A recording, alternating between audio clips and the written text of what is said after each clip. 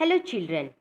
Today's thought: never complain about the difficulties in life because a director, God, always gives the hardest roles to his best actors. Never complain about the difficulties in life because a director, God, always gives the hardest roles to his best actors.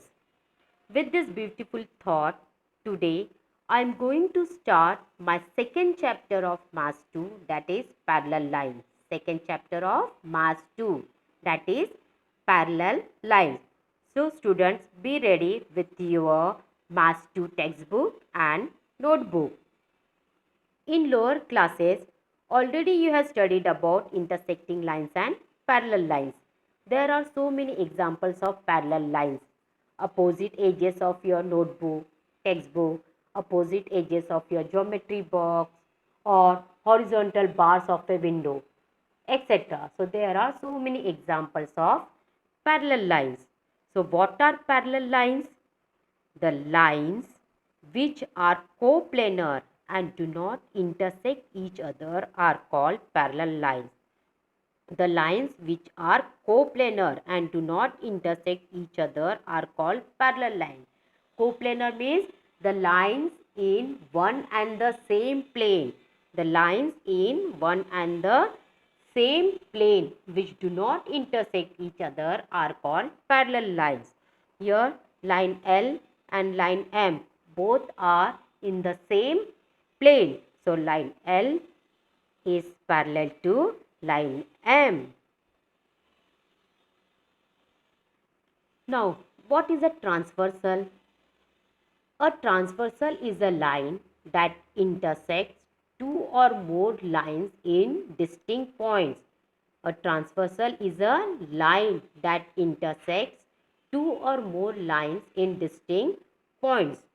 In this figure, line N is the transversal. Line N is the transversal for lines L and M. Line N is the transversal for lines L and M. The two lines and the transversal determine 8 angles at the point of intersection. The two lines and the transversal determine 8 angles at the point of intersection. Here 4 angles and here 4 angles. So the two lines and the transversal determine 8 angles at the point of intersection. First one, pairs of corresponding angles. Pairs of corresponding angles. So first pair is D and H. Take left hand side of this transversal. So D and H. First pair is D and H. Second one is A. A and E. Second pair is A and E. Third one, C and G. C and G. Fourth pair is H. Fourth pair is B and F. Fourth pair is B and F. So first pair is D and H. Second pair is A and E. Third pair is C and G. And fourth pair is B and F. These are pairs of corresponding angles. Next is pairs of alternate interior angles. Pairs of alternate interior angles. Alternate interior angles means between these two lines. So pairs of alternate interior angles. So first pair is C and E. These are alternate interior angles. These are alternate interior angles. So first pair is C and E. C and E. And second pair is B and H. Second pair is angle B and angle H. Now next is pairs of alternate exterior angles. Pairs of alternate exterior angles. So first pair is D and F. This D and F. First pair is exterior angle. Alternate exterior D and F. And second pair is A and G. Angle A and angle G. Next is pairs of interior angles on the same side of the transversal. Pairs of interior angles between these two lines. So pairs of interior angles on the same side of the transversal. On the same side of the transversal. So first take left side of this transversal means C and H. C and H. First pair is C and H. And second pair is B and E. B and E.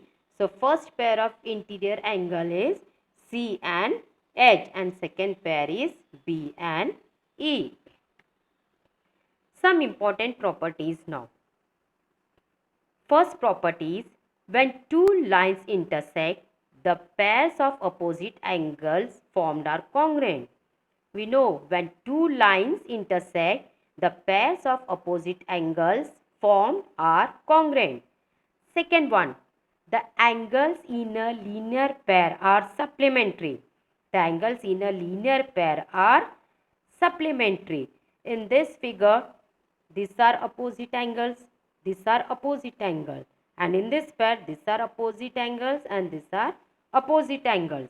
And angles in a linear pair means here AB form a linear pair, BC, CD and DA form a linear pair. Same here, EF, GF, GH and HE form a linear pair. So when two lines intersect, the pairs of opposite angles formed are congruent. Second one, the angles in a linear pair are supplementary. Third point, when one pair of corresponding angles is congruent, then all the remaining pairs of corresponding angles are congruent. When one pair of corresponding angles is congruent, then all the remaining pair of corresponding angles are congruent. Fourth point, when one pair of alternate angles is congruent, then all the remaining pairs of alternate angles are congruent. When one pair of alternate angles is congruent, then all the remaining pair of alternate angles are congruent. Fifth one, when one pair of interior angles on one side of the transversal is supplementary, then the other pair of interior angles is also supplementary. When one pair of interior angles on one side of the transversal is supplementary, then the pair of interior angles is also supplementary.